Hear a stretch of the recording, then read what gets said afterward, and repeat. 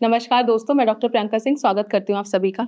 आज इस वीडियो में हम बात करेंगे कि कैंसर के जो पेशेंट्स कीमोथेरेपी ले रहे हैं, उनको कौन-कौन से कॉमन साइड इफ़ेक्ट्स देखने को मिल सकते हैं। हमें इन कॉमन साइड इफ़ेक्ट्स को जानने के बाद इनसे घबराना नहीं है। हम साथ ही साथ ये भी डिस्कस करेंगे कि कैसे हम कीमोथेरेपी के साइड इफ़ेक्ट्स को मैनेज कर सकते हैं। सबसे पहला जो कॉमन साइड इफ़ेक्ट हमें देखने को मिलता है, वो है एलोपेशिया, यानी कि हेयर लॉस।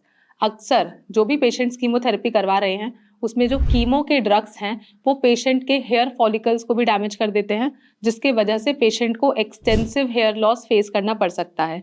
लेकिन यहाँ पर हमारे पास प्लस पॉइंट ये है कि कीमो खत्म हो जाने के बाद, यानी कि जब ट्रीटमेंट खत्म हो जाता है, उसके बाद धीरे-धीरे जो हेयर है वो वापस से फॉलिकल में ग्रो करने लगते हैं और पेशेंट को जो हेयर फॉल हुआ है वो वापस से कवर होके पेशेंट के हेयर ग्रो कर सकते हैं। सेकेंड जो हमें कॉमनली साइड इफेक्ट देखने को मिलता है वो है नोजिया एंड वॉमिटिंग। कीमो के जो ड्रग्स हैं वो आपके बॉडी में कैंसर सेल्स को खत्म करने के साथ साथ आपके बॉडी के हेल्दी सेल्स को भी अफेक्ट करते हैं, जिसकी वजह से वो बहुत बार हमारे ब्रेन में वॉमिटिंग सेंटर्स को एक्टिवेट कर देते हैं, उनको ट्रिगर कर देते हैं, जिसकी वजह से पेशेंट को बहुत ज्यादा नोजिया यानी कि उनका जी जो है वो मिचलाता रहता है, उनको ऐसा लगता है कि उनको वॉमिटिंग आने वाला है और बहुत पेशेंट्स को तो कॉमनली वॉमिटिंग भी फेस करना पड़ सकता है। लेकिन जैसे ही कीमोथेरेपी खत्म होने लग जाती है तो ये सिम्टम भी विद टाइम धीरे धीरे खत्म होने लग जाता है। थर्डली जो हम कॉमन सिम्टम देखते हैं वो है एक्सटेंसिव वीकनेस। पेशेंट को बहुत ज्यादा फटीग हो सकता है, जनरलाइज वीकनेस हो सकती है।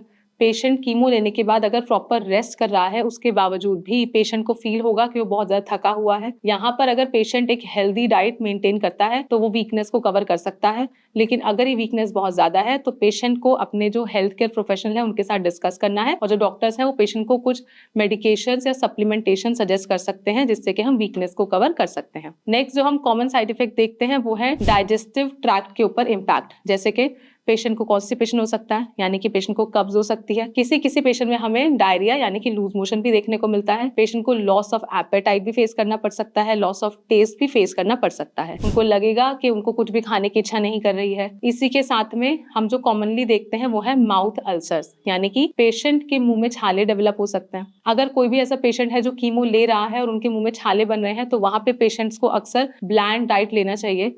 ब्लैंड डाइट लेने से उनके जो माउथ में सोर्स है वो ट्रिगर नहीं होंगे, स्टिमुलेट नहीं होंगे और कुछ लोकल एप्लीकेशंस के साथ भी हम माउथ अल्सर्स को मैनेज करके चल सकते हैं। इसके अलावा हम कॉमनली देखते हैं कि पेशेंट के बॉडी में जो ब्लड काउंट है वो बहुत कम हो जाता है, यानी कि एनीमिया, जैसे कि लो हीमोग्लोबिन। इसी के साथ साथ थ्रोम्बोसाइटोपिनिया यानी कि प्लेटलेट काउंट भी बहुत कम हो सकता है और साथ ही साथ हमें न्यूट्रोपिनिया यानी कि जो WBCs हैं, व्हाइट ब्लड सेल्स हैं, उनका काउंट भी बहुत ज्यादा कम देखने को मिल सकता है, जिसके वजह से पेशेंट की इम्यूनिटी बहुत लो हो जाती है और लो इम्यूनिटी होने के कारण पेशेंट बहुत ज्यादा प्रोन हो जाता है बाकी इन्फेक्शंस के, यानी कि हल्का सा भी ठंडे किसी भी एनवायरनमेंट में जाते ही पेशेंट को खांसी जुकाम सर्दी जल्दी लग सकता है, पेशेंट को फूड पॉइजनिंग भी जल्दी हो सकता है।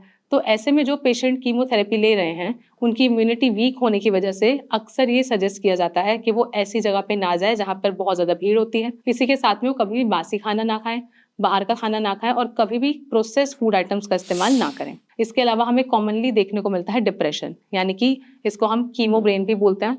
जो पेशेंट्स कीमो ले रहे हैं वो बहुत बार मेंटली डिप्रेस हो जाते हैं, फिजिकली भी वीक हो जाते हैं, जिसकी वजह से उनको लॉस ऑफ मेमोरी भी फेस करना पड़ सकता है। इसमें अगर पेशेंट की फैमिली और पेशेंट के जो हेल्थ केयर प्रैक्टिशनर्स हैं वो उनको अगर मोरली सपोर्ट करें, उनके साथ प्रॉपर टाइम स्पेंड करें, उनको मोटिवेटेड रखें, तो इस कंडीशन से भी हम पेशेंट को प्रिवेंट करके चल सकते हैं। नेक्स्ट जो हमें कॉमनली देखने को मिलता है वो है नर्व प्रॉब्लम्स। नर्व प्रॉब्लम्स यानी कि पेरिफेरल न्यूरोपैथी। यहाँ पे पेशेंट को टिंगलिंग सेंसेशन हो सकती है, उनको ऐसा फील हो सकता है कि उनके पाँव में, उनके हाथों में झंझनाहट हो रही है, उनको कुछ अलग अलग प्रकार की सेंसेशन ही फील हो सकती हैं।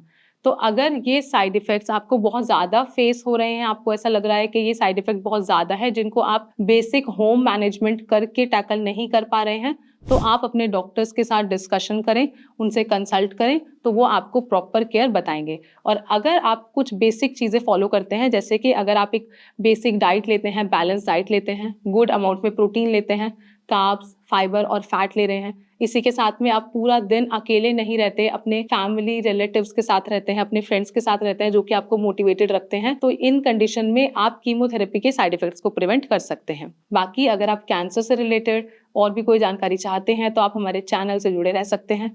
आप नीचे दिए गए नंबर पर भी संपर्क कर सकते हैं या फिर आप कमेंट बॉक्स में अपना नंबर ड्रॉप कर सकते हैं। और आपको कोई भी क्वेरी है तो हमारी टीम पूरी कोशिश करेगी कि हम आपके क्वेरीज को रिजॉल्व करें। जल्द मिलते हैं अपनी नेक्स्ट वीडियो में, तब तक के लिए stay safe and stay healthy.